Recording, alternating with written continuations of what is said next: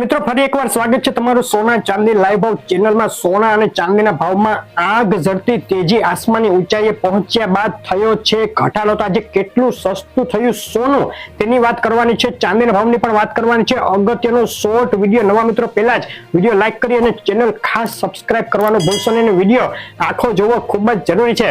શરૂઆત કરી લઈએ આપણે ચાંદીના ભાવથી। તો ચાંદીના ભાવ જે એક તબક્કે 75,000 ની સપાટી કુદાવી ગયા હતા, તેમાં છેલ્લી 24 કલાકમાં સોનાની પાછળ થયો છે ઘટાડો। ચાંદીના ભાવનો ચાર્ટ અત્યારે તમે જોઈ રહ્યા છો।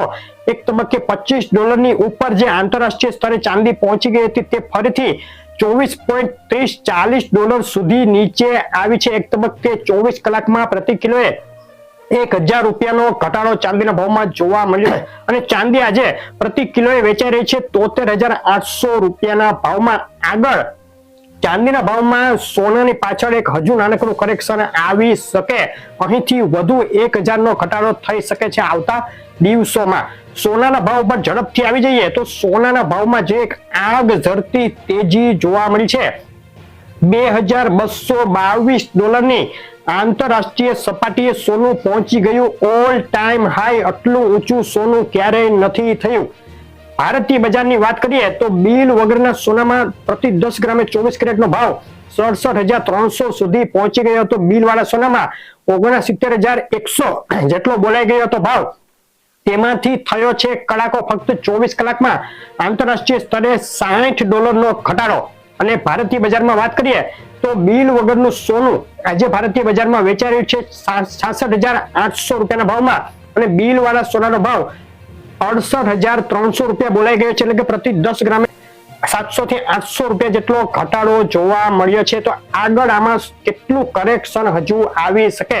તો મિત્રો, જે ફેડ ચેરમેનના નિવેદન પછી જે સોનાના ભાવમાં ઉછાળો આવ્યો હતો, ત્યારબાદ વધુ એક ડેટા ગઈકાલે આવ્યા, તેમાં એવું ઇન્ડિકેટ થયું કે ઇન્ફ્લેશન હજુ કંટ્રોલમાં નથી આવતી। ત્યારબાદ સોનામાં આ કરેક્શન જોવા મળ્યું છે। ઊંચા લેવલથી એક પ્રોફિટ બુકિંગ પણ જોવા મળ્યું છે, જેને લઈને સોના અને ચાંદીના ભાવ નીચે આવ્યા છે। આજે હજુ એકવાર ફેડ ચેરમેનની સ્પીચ છે। ફેડ ચેરમેને જે આ વર્ષના અંત સુધીમાં 3 વાર વ્યાજદર ઘટાડવાની વાત કરી છે, તેમાં કોઈ ફેરફાર થાય છે કે નહીં તે ખાસ જોવાનું રહેશે। જો ડેટા હજુ પણ આવા આવતા રહેશે, ઊંચા આવતા રહેશે ઇન્ફ્લેશનના ડેટા, તો ફેડ ફરીથી ફેર વિચારણા કરવા માટે મજબૂર થઈ શકે। જો આવું કંઈ થાય તો આગામી દિવસોમાં સોનાના ભાવમાં વધુ ઘટાડો શક્ય, પરંતુ અત્યારે વેઇટ એન્ડ વોચ। 3 દિવસ બાદ વધુ એક ખાસ અપડેટ આપણે આવશું લઈને, તેમાં સોનાના ભાવની આગામી દિશા વિશે એનાલિસિસ કરશો અને સોનું ખરીદવું કે રાહ જોવી તેની પણ ખાસ સલાહ આપશો। તો તે જોવાનું ચૂકશો નહીં। આપણી ડેઈલી અપડેટો આવશે, તે પણ જોવાનું ચૂકશો નહીં। આ અપડેટ કેવી લાગી ખાસ કહેજો, વિડીયો લાઈક કરવાનો, શેર કરવાનો અને ચેનલ સબસ્ક્રાઇબ કરવાનું ભૂલશો નહીં।